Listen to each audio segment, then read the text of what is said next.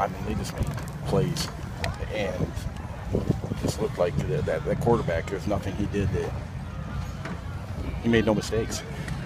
I mean, can you talk a little about going up against a kid like that who had a night like that? Yeah, I mean, he's a great player. We knew that coming in, and he made some perfect throws in some situations, and you know, we struggled to get off the field a little bit defensively against him, and then we didn't capitalize on all of our offensive opportunities. So they're a good football team. You know, they did a great job of rushing our passer and stopping the run on defense. They're not big, but they fly around, and I'm proud of our kids. You know, our kids battled, they fought, and we lost to a better football team tonight. Mike, they drove the ball over 80 yards like 5 different times. I mean, that's something that I'm sure that is not even football. Yeah, I mean, bottom line is both teams practice, both teams play. Again, I don't know that I wouldn't say it's Avon football. I had a bunch of kids went out there and they dumped their hearts and soul into this game, and they came up on the short end. And it hurts because they poured so much into the season. You know, we've been at this thing since June.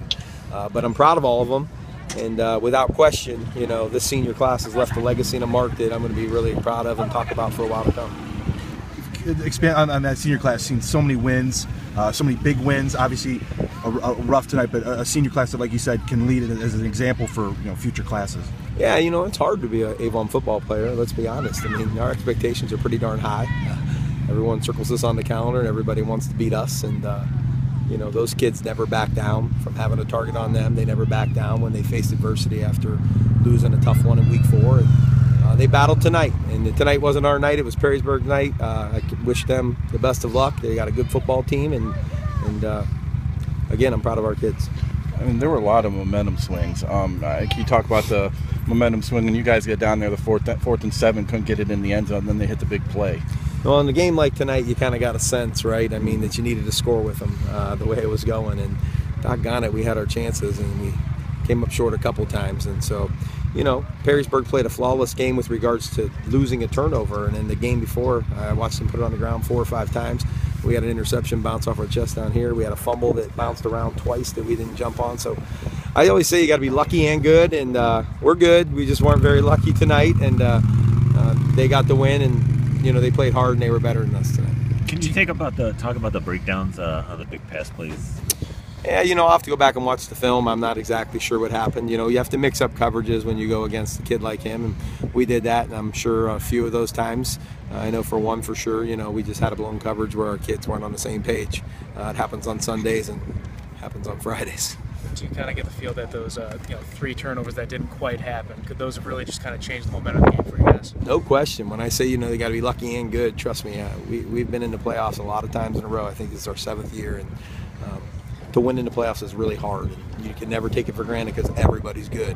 And tonight we needed a few bounces against a good football team like them. We needed a few bounces to go our way, and we didn't get them. My last go, the 2 personal fouls that kept the drive alive on the same drive that led to a touchdown.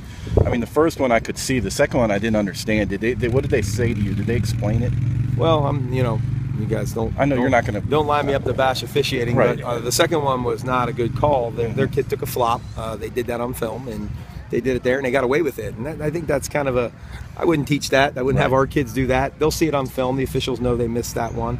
Kid got up, and our kid just touched him, and he flew backwards. Mm-hmm. It happens. And unfortunately, a guy didn't see the whole play. That was a big play at that moment of the game, but certainly wasn't deciding of the outcome. Well, third down stop that kind of. Yeah, it was a big play.